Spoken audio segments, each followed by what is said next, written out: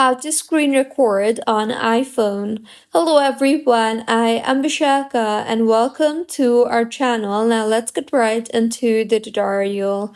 Firstly, go ahead and on your home screen, swipe down from the top right of your screen and you will be led to your control center.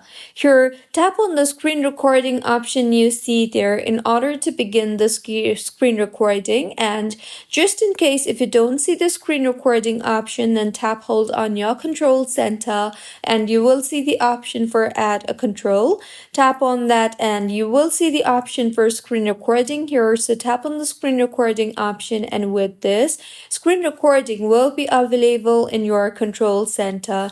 You can then simply tap on it in order to enable screen recording on your device, and whenever you want to stop the screen recording, you can tap on the red option on the top left of your screen, and in the confirmation that appears, tap on the stop option, and with this, the screen recording will be saved to your device. So this was about how you can record a screen on iPhone. If you find this tutorial helpful, please like the video and do comment if you have any queries. Also, do subscribe to our channel for more helpful tutorials like this.